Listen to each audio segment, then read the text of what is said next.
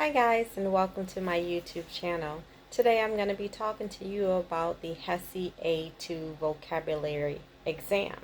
If you look at all of these words, guys, I guarantee you that you at least pass with an 85 to 95% if you study all of these words. So let's go. The first word is seas. Seas. S-E-A-S-E, which means to stop. Second word is Enigma, E-N-G-I-M-A, Enigma, means mysterious or difficult, to understand. Mysterious or difficult to understand. Third word is constrict. Constrict means to make smaller. The fourth word is deterioration. Deterioration. D-E-T-E-R-O-I-A-T-I-O-N, deterioration. That means to make or become worse. They're going to also ask you to spell medication. Like I'm going to give the patient medication, which is correctly spelled as M-E-D-I-C-A-T-I-O-N. The sixth word is fundamentals. Fundamentals. Fundamentals just basically means basic. The seventh word would be comprehensive. Comprehensive. Spelled C-O-M as in Mary, P-R-E-H-E-N-S-I-O-N. That means to understand or something is thorough. The eighth word is impending. Impending means, well, let me spell it for you first, is I-M as in Mary, P-E-N-D-I-N-G. That means soon to occur or happen, impending. The next word, number 9, would be ostracize. Ostracize is to exclude someone. Ostracize. Correct spelling is O-S as in Sam, T-R-A-C-I-Z-E. Ostracize. The 10th word is concise. Spelled C-O-N as in Nancy, C-I-S-E, concise. That means being straight to the point. Number 11, assistance. You ought to be able to know the difference between assistance. In this particular exam, you need to know assistance with a C-E, which is spelled A-S-S-I-S-T-A-N-C-E. The next word is patient. You ought to be able to know how to spell patient, like the doctor is going to take care of the patient. Patient is P as in Peter, A-T-I-E-N-T, patient. The next word, number 13, is dilute. Dilute. D-I-L-U-T-E, dilute. That means to make weaker or thinner. The next word is patient. Patient. We need to know what is the patent. We need to know the opposite of patent, which means closed. The next word, number 15, is osmosis. The higher the concentration, the lower is osmosis. Or you can look up anatomy and physiology and get the correct definition for osmosis, but you will see that on your anatomy, your A&P, Hesi exam.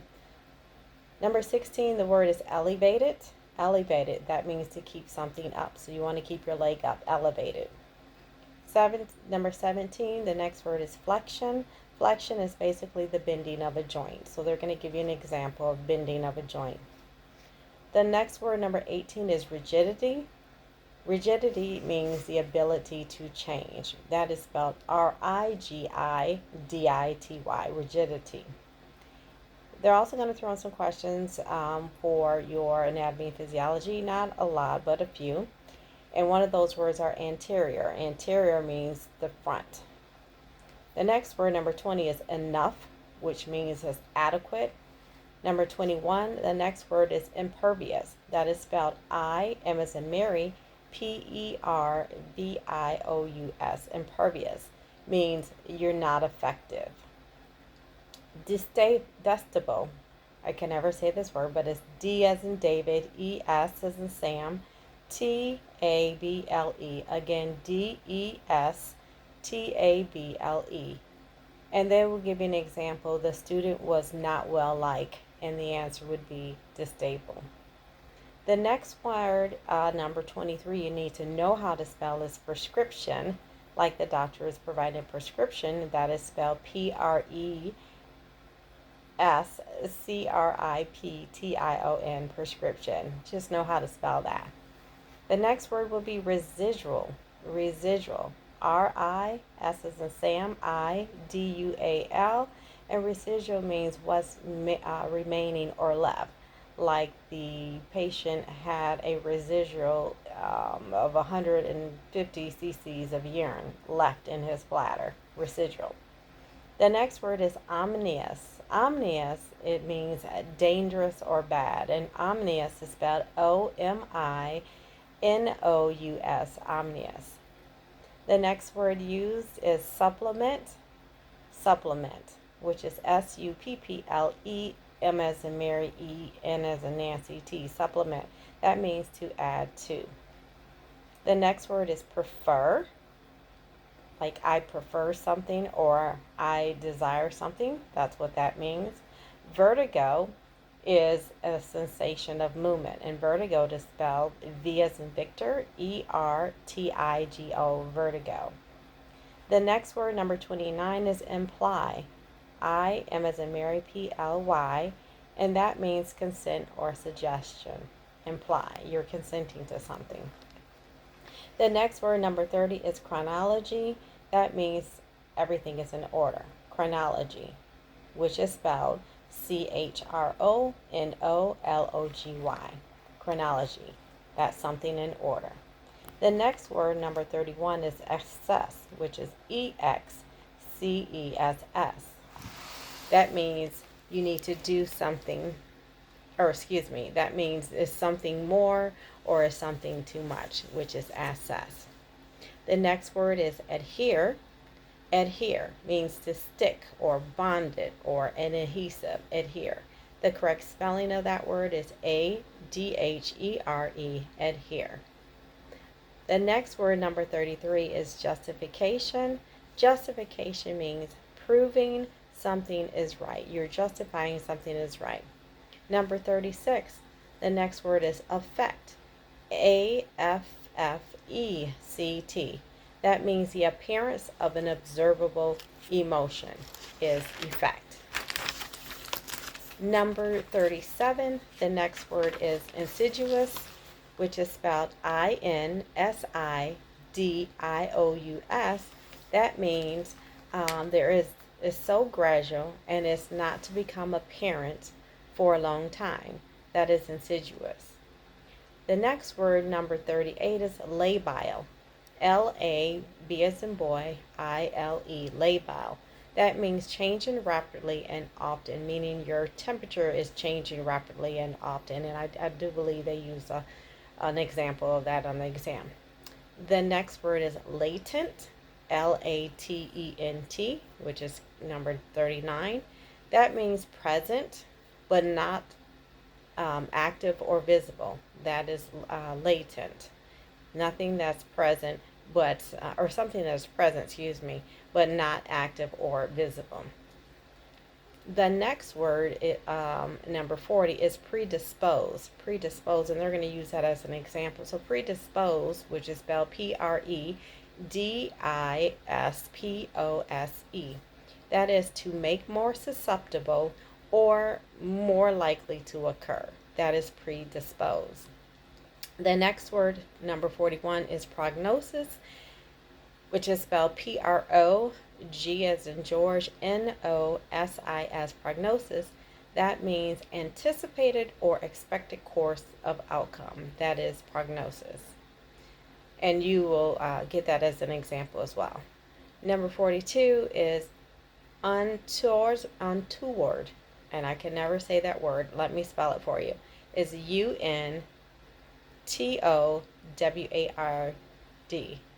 Again, that's U-N-T-O-W-A-R-D,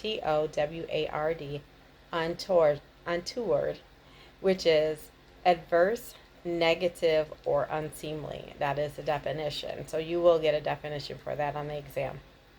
The next word, number 43, is laceration. Laceration means a cut or a tear. Straight to the point. Number 44 is viscosity. Viscosity, which is spelled V as in Victor, ISCOSITY, and that is a liquid resistant to a flow. So think of viscosity as a liquid. Number 45, the next word is febrile. That means feverish. So if a person has a fever, which they will use that as an example, that would be febrile. Number 46, sublingual, means under the tongue. Spelling of sublingual is SUBLINGUAL,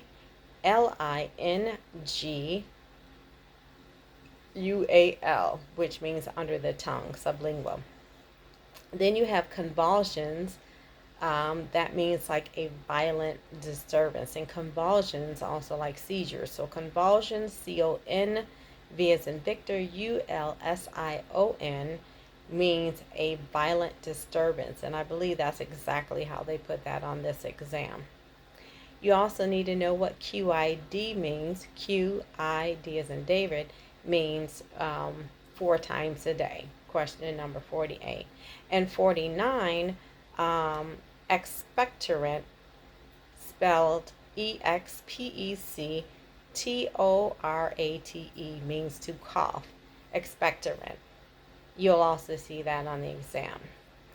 The next one, number 50, and which is your last one, aid. So aid, which is going to be used on the exam, would be AIDE, means an assistant or helper, or like a nurse's aid. If you're thinking of first aid, that's different. AID is to give assistance. So here you have it, guys. There is 50 words that are provided for you. All of those 50 words I actually had on my examination. I hope that this helps you out with your Hesi A2 vocabulary proportion. Good luck, everyone, and I'm quite sure that everyone on this proportion of the examination should pass it with 100. Thank you. We'll see you next time. Take care.